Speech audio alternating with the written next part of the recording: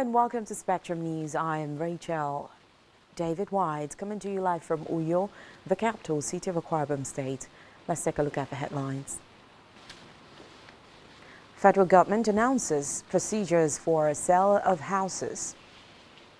Former Minister Talin appeals judgment barring her from holding public office. Plus, toll in deadliest Russian strike on Kyiv rises to 32. We'll bring you details of the stories and many more in a moment.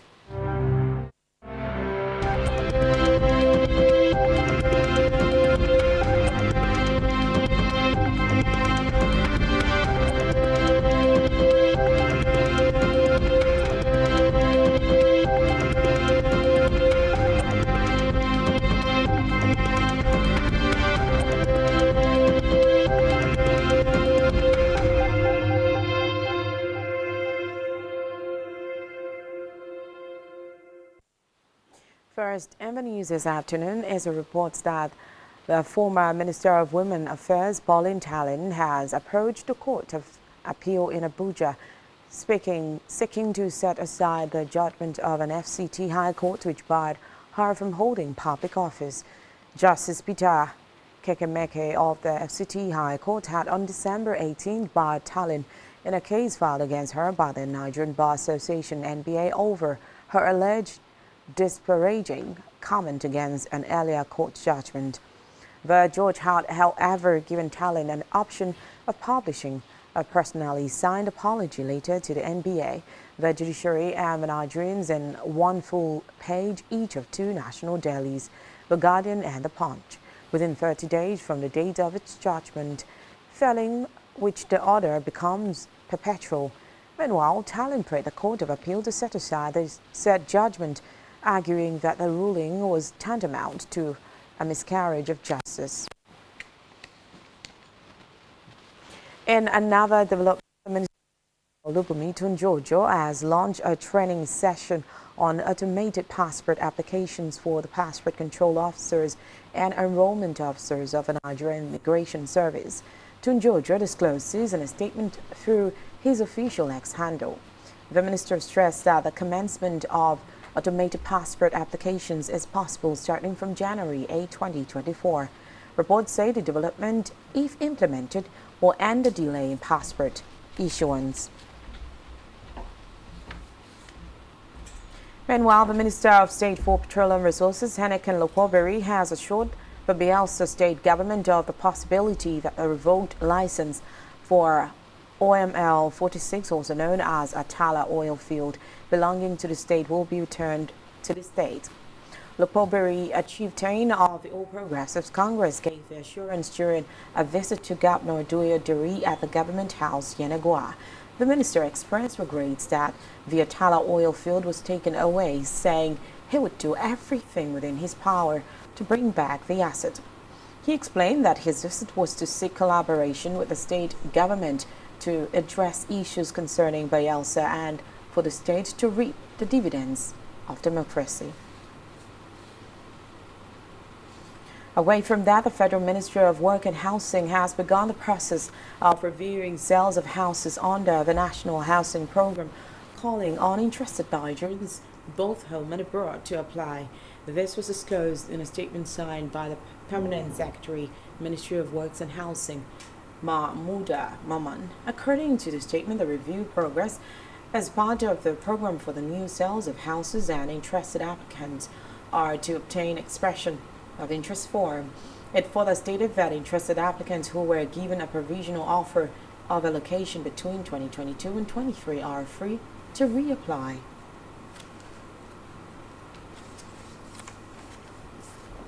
In a separate development, the Nigerian Air Force NAF recruitment has announced the postponement of its zonal aptitude tests for trades and non-tradesmen and women. This was confirmed in a statement issued by the Director of Public Relations and Information, Edward Gapquet. He said the test earlier scheduled for January 6, 2024 will now be held on January 13, 2024.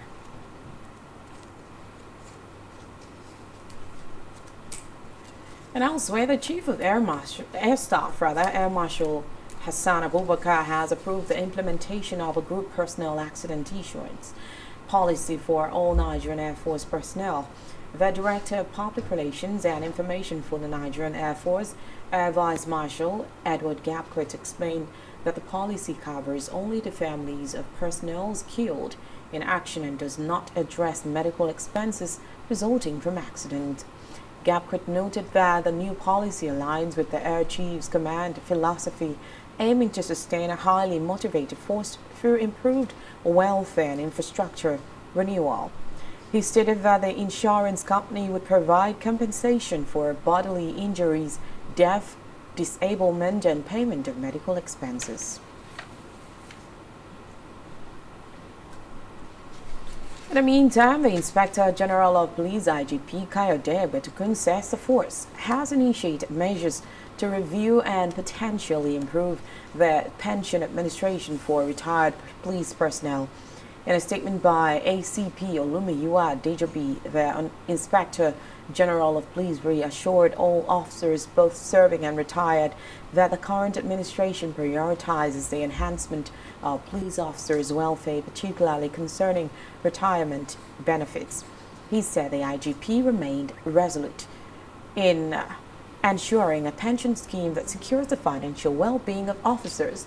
Recalls that in 2023, the IGP had invited retired and serving police officers as well as pensioners to a meeting at the force headquarters, Abuja, to discuss pending issues pertaining to police pensions. And now to Africa, where South African business mogul Johan Rupert has retained Africa's richest man for the year 2024 after displacing Nigerian billionaire Aliko Dangote. This was revealed by Forbes Real-Time Billionaires, a ranking platform that tracks day-to-day alterations to the net worth of most high net worth individuals in the world. Forbes disclosed that Dangote, the founder of the Dangote Group conglomerate, moved down to second place after his wealth fell from $13.5 billion in 2023 to $9.7 billion as of Thursday, January 4, 2024, indicating a $3.8 billion loss. In the same vein, Rupert's net worth decreased from $10.7 billion in 2023 to $10 billion in the same period in 2024. Johan Rupert is the chairman of the Swiss luxury goods firm Compagnie Financière Richemont. The company is best known for the brands Cartier and Montblanc. And still in Africa, the African Union, AU, and US have called for the respect of Somalia's sovereignty and territorial integrity in response to a controversial deal that landlocked Ethiopia struck with Somaliland for sea access. The U.S. Department of State spokesperson Matthew Miller said the United States recognizes the sovereignty and territorial integrity of the Federal Republic of Somalia within its borders. Meanwhile, AU Commission Chairman Moussa Faki has also urged for the respect of the unity, territorial integrity, and full sovereignty of Somalia and Ethiopia. Both the U.S. and AU have also asked the involved parties to pursue diplomatic dialogue to peacefully resolve the row amid concerns that the deal could escalate tensions in the Horn of Africa region.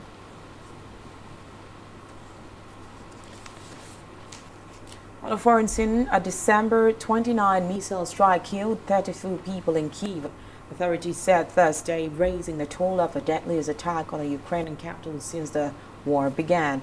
Russia has in recent days intensified aerial attacks against Ukraine, which says it has enough munition to withstand a few powerful assaults but would soon need more aid. According to Ukrainian authorities, 30 people were wounded, adding that all the 32 killed were in a warehouse, but Russia says it only targets military infrastructure. Recall that Kyiv Mayor Vitaly Klitschko had said on Saturday that the December 29 strike was the largest in terms of civilian casualties. And still on a foreign scene, an imam who was shot Wednesday outside a mosque in New Jersey has died. the U.S. State's Attorney General said, adding that the killing did not initially appear to be driven by bias or domestic terrorism. According to New Jersey Attorney General Matt Platkin, Hassan Sharif was shot multiple times near a mosque in Newark, just west of New York, before being taken to hospital where he later died. He added that the state is home to 300,000 Muslim Americans. Since the outbreak of the Israel-Hamas war, there has been an increase in Islamophobic and anti-Semitic attacks across the United States. The Essex County prosecutor, Ted Stephens, confirmed Sharif was shot more than once and that it does not appear the imam was the victim of a biased crime or that this is related to terrorism. And still to come in the news, Ronaldo, Messi, Bellingham make 2023 FIFA FIPRO team shortlist. Stay with us.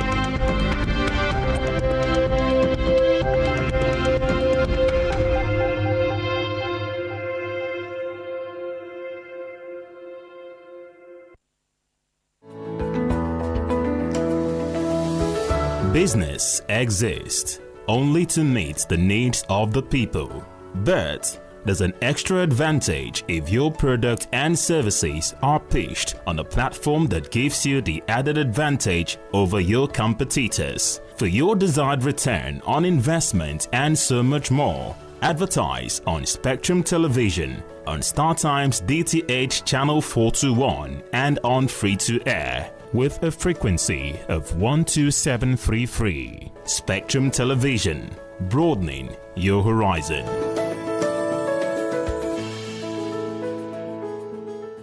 One truth not often told is about the transformation that Africa has undergone in recent decades. Africa is shaping its own destiny and should be referred to as the African opportunity. On Spotlight Africa, we paint the African picture the African way, laced with truth, detail, and the color of the African continent. Join Uyai Anyekan every Tuesday and Thursdays at 4:30 p.m. Spotlight Africa, telling the African story. Nigerian police, which is the only one allowed by grossly abused. Our governors have to share police powers with the president as stipulated by the constitution. We do not have a federal government police force. We have the Nigeria Police Force, which shall be administered, organized, and supervised by the Nigerian police. No, my lord, I want to say something. I want to say something here. Perhaps it might also enlarge the scope of people who should be invited here for examination. My lord, if we cannot find those who literally murdered Abiola, who are those people who could be said to be the beneficiaries of the death of Abiola? Rogers has linked you with some of the killings he did. He never did. He linked you with the attempted murder of Hebrew. He did not. My lord, the Matters Council is leading the evidence in our matters. Is this an adversary proceeding? It's not, my lord, but you can't be talking about cases which are in court, Is my this lord. an adversary proceeding? It's not, my lord. These cases are in court, my lord. I'm just reminding your lordship. My lord, sorry, my lord, I think I'll be in cross-examination. Legally Speaking, a program that deals with legal issues and questions we face as citizens of this amazing country, Nigeria. Legally Speaking. Join us every Friday from 5 p.m. to 6 p.m. for Legally Speaking. For premium broadcasts and entertainment, sports on the go, and news around the world. Watch Spectrum TV on StarTime's DTH Channel 421 and free-to-air frequency 12733. Visit our website, spectrumtvlive.ng. Spectrum TV, broadening your horizon.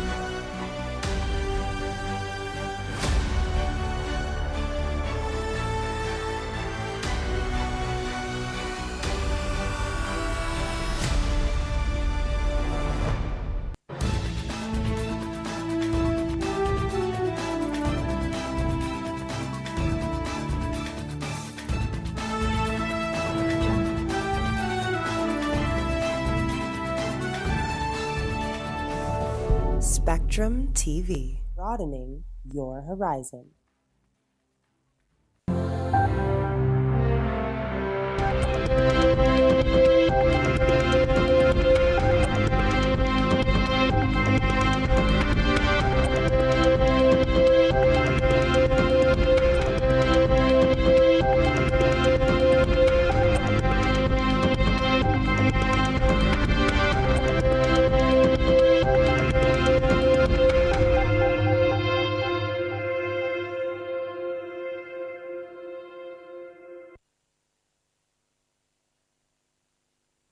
Welcome back, and many thanks for staying with us. Over now to our business news. On our business news, the Nigerian National Petroleum Company Limited and NPCL says there is no imminent increase in the cost of premium motor spirit, PMS, commonly known as petrol. In a statement by its Chief Corporate Communications Officer, Olufemi Shonaye, NPCL called on Nigerians to disregard unfounded rumors of increase in the pump price of petrol, assuring the public that there were no plans for an upward review of the petrol price. Shonaye stressed that subsidy has been completely removed on petrol, maintaining that the company did not have any dispute over any subsidy payment on petrol as alleged. Meanwhile, Ipman National President Chinedu Okoronkwo, in a telephone interview with newsmen, also dispelled rumors of dispute, calling on the public to ignore such news.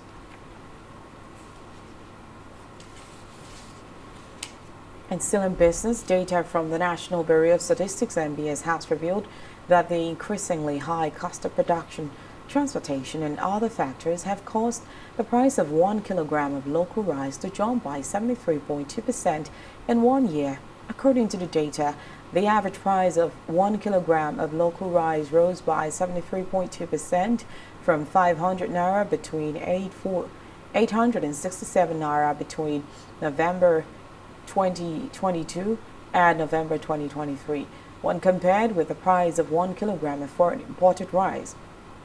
The NBS said an increase of 61.53% from 704 naira to 1,137 naira within the same period was observed.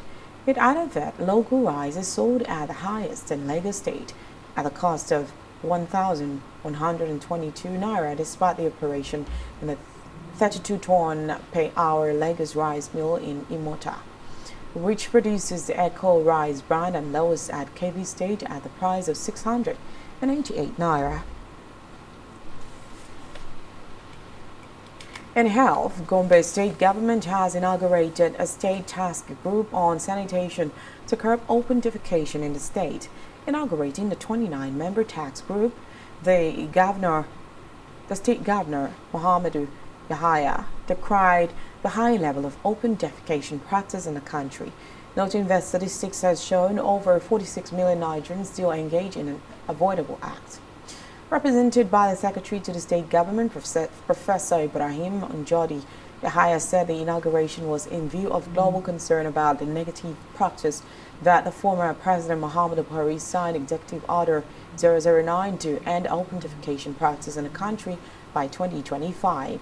The governor noted that as part of his commitment to ending the practice in the state, his administration has declared a state of emergency on the water, sanitation and hygiene sector through the Gombe State Executive Order 006, maintaining that through Rural Water Supply and Sanitation Agency, the state government proposed the upgrade of local government water sanitation units to full-fledged departments, in addition to training of members of local task group in each local government area to support the state task group on sanitation for the smooth and effective implementation of the program across the state. To sport now, where the 2023 Federation of International Football Associations FIFPro team shortlist release will be unveiled at the Best FIFA Football Awards in London, England on Monday, January 15th. The FIFA FIFPro is the only global football award decided exclusively by professional footballers, with over 28,000 professional footballers who have cast their votes. Al Nassr forward Cristiano Ronaldo, 38, currently the highest goal scorer in the Saudi Pro League with 20 goals, is joined on the list by the 2022 World Cup winner Argentina, Lionel Messi. Also on the list are Paris Saint-Germain captain Kylian Mbappe, Real Madrid sensation Jude Bellingham, and Manchester City treble winner Erling Haaland. Bayern Munich striker Harry Kane and former Real Madrid striker Karim Benzema also appear on the list.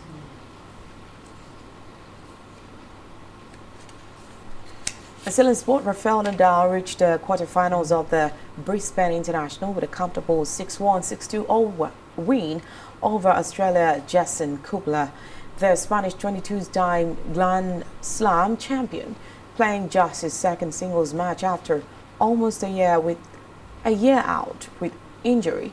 Was in control throughout. He broke at the first time and asking for proceeded to secure the win in 1 hour and 21 minutes. Nadal will play another Australian, Jordan Thompson, in the last 8.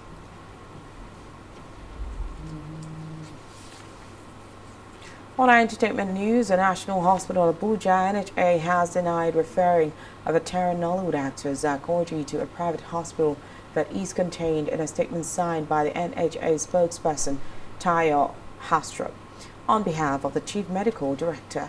Recall that the veteran Nollywood actor fell ill and was admitted to the hospital. The hospital spokesman said the actor, who was brought in on New Year's Eve and admitted to the intensive care unit, was stabilized and moved to the end ward. Hastrup added that he was later transferred to the orthopedic ward where surgeons began preparing him for surgery. And still on entertainment, Nigerian singer Harrison Tario-Kiri, also known as Harry Song, has been named the executive assistant on entertainment to Delta State Governor Sheriff Oborevori. Harry Song, who shared the appointment news on his Instagram, expressed gratitude to the governor, pledging to use the position effectively. According to the later, Harry Song officially assumed the role on December 22, 2023, and announced upcoming events including the Kingmaker on March 30th and the Sharified and Okodo International Festival 2024. Expressing his gratitude to Governor Sheriff Oborevori, Harry Song appreciated him for entrusting him with the office. He assured the governor and indigents of the state that he would make good use of the office.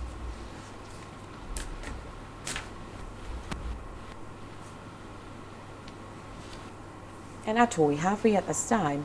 Do ensure to follow us on social media and subscribe to our YouTube channel, all of which you can find on our website, spectrumtvlive.ng.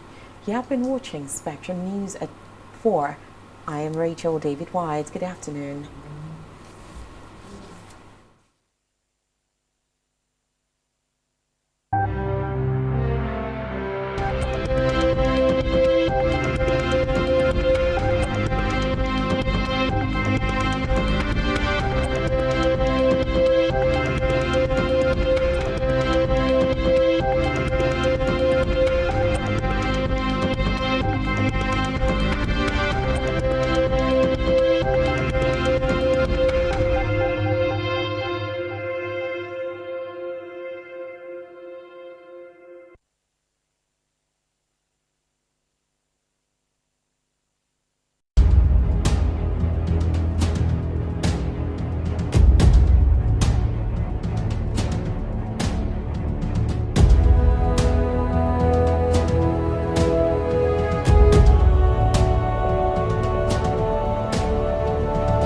Spectrum TV, broadening your horizon.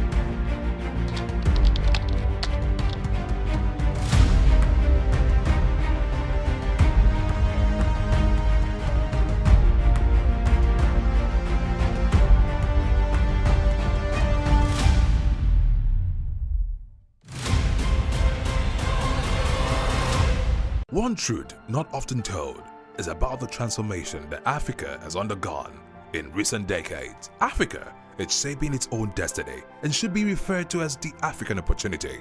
On Spotlight Africa, we paint the African picture the African way, laced with truth, detail, and the color of the African continent. Join Uyai Anyekan every Tuesday and Thursdays at 4:30 p.m. Spotlight Africa, telling the African story.